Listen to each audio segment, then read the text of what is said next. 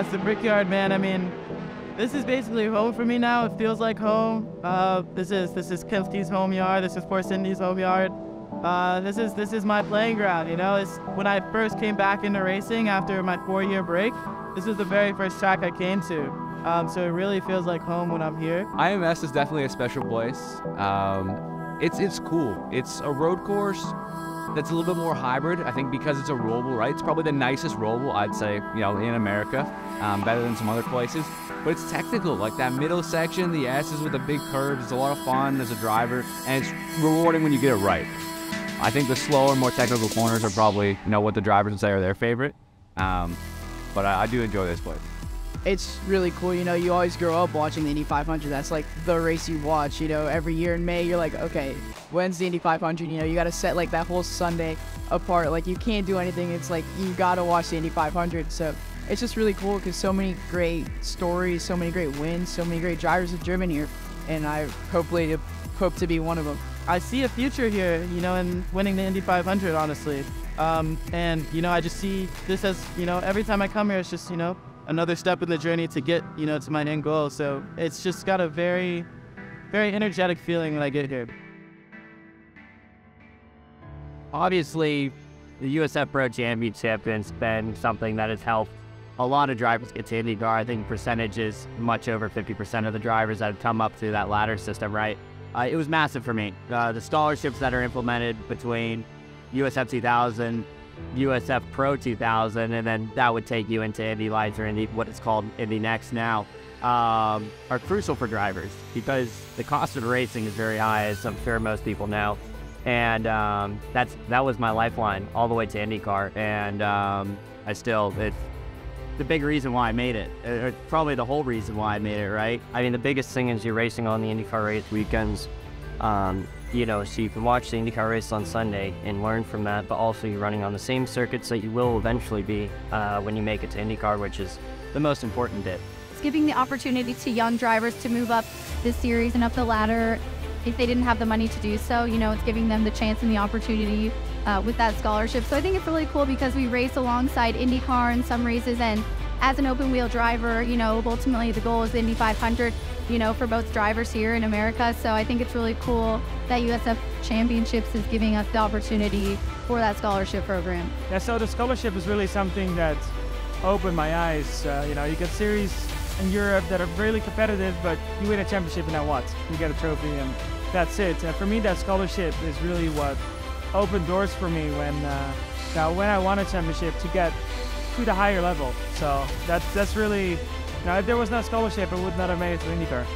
It's, you know, peak open wheel junior formula in North America. It's very competitive. And I mean, as a young driver, it's kind of where you want to be. You start in karting, and you're always looking up to those guys in USF 2000 and in USF Pro 2000. And you know, it's a great development series, and I think it's somewhere that you should be if you want to be going to IndyCar. There's a lot of drivers that kind of fall under just because of the cost of it, and the USF Pro Championship kind of helps drivers in that position to make sure that good drivers actually make it to the top level where they deserve to be.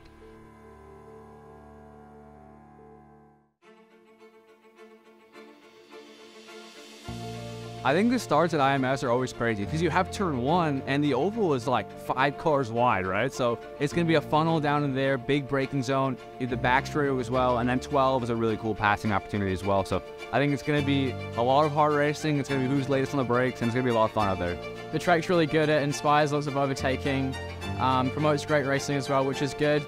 Quite a technical track, lots of heavy braking zones, quite a medium to low speed track rather than a high speed track.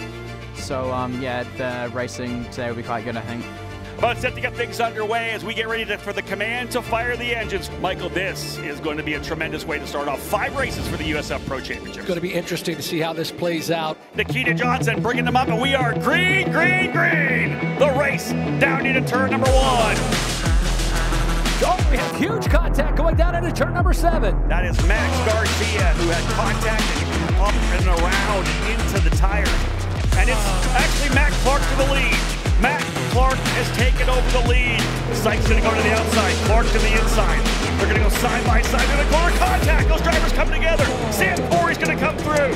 Both Clark and Sykes through the grass. Sam Corey takes the lead. The winner in round number 1 of a triple header here at the Indianapolis Motor Speedway is Sam Corey.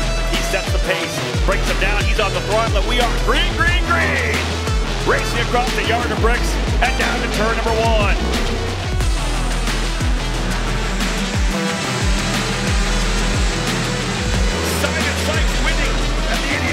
Motor Speedway.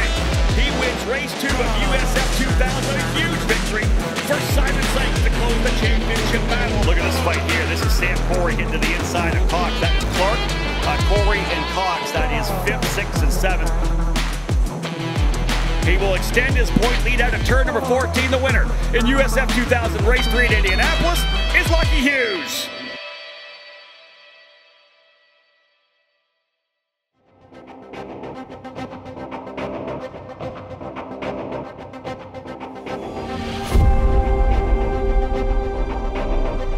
Bortles going to go deeper into the start zone. I like this as well. He knows how much of a run you can get, and he leads early. Looks to be a good start as well, though, for Jack William Miller.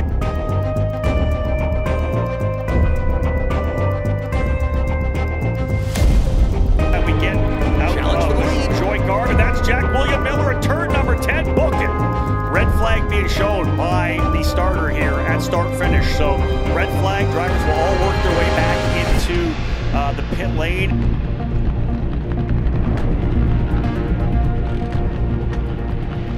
And the cars begin to roll onto the speedway and get ready for a restart now.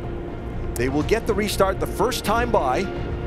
We are now underway. Green flag flying, and we are back at it. Timed race, and Alan had said just over 11 minutes or under 11 minutes remaining. And that is actually the number 4 of Escoto, who has got himself up into 2nd. What a drive for Escoto right now, but we may have a battle for the race win again. Look at this, Escoto. That's Escoto who is in 2nd. He's gone to the lead. Ricardo Escoto into the lead. I think Ushijima making the move to the inside over at turn number 10. So indeed, Ushijima has worked his way to 2nd. The Jay Howard cars running 1st and 2nd right now. Ricardo Escoto is gonna win in that number 4 machine.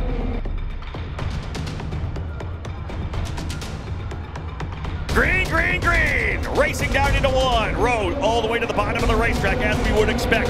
Look who else is coming there. Outside goes Pizzi, and in comes D'Orlando thinking about it. He gets off the brakes early though. Hunter Jackson leads, so they'll have to see the position for sure. One driver spun, that's Miles Rowe. Yep.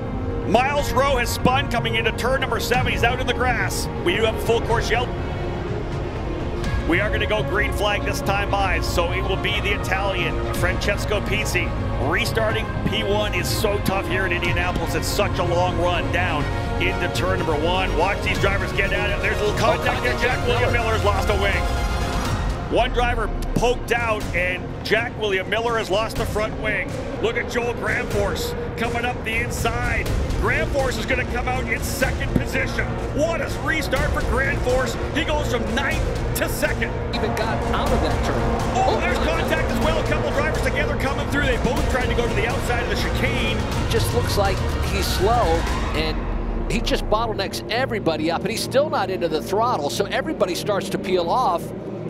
And right now, he finally gets into the throttle coming down that front straightaway. So he was already about 300 yards out of turn number 14 before he really got into the gas. And Joel Granforce, with just a couple laps to go through the infield section of this track, 7, 8, 9, and 10, the Swedish pilot looking to put the Corpay car for Exclusive Autosport in victory lane. The winner in the 2nd race of USF Pro 2000 Indianapolis is Joel Granforce from Exclusive Autosport. He wins his 1st race in the program. A tremendous run for the Swedish driver, and Exclusive up on the wall.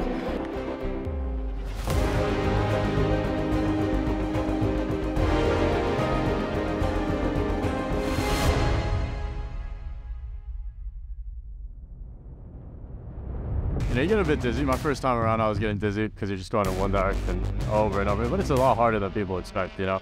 Physically, mentally, you know, it's a lot to get used to. It's 1.5 times championship points, so the oval is worth a lot.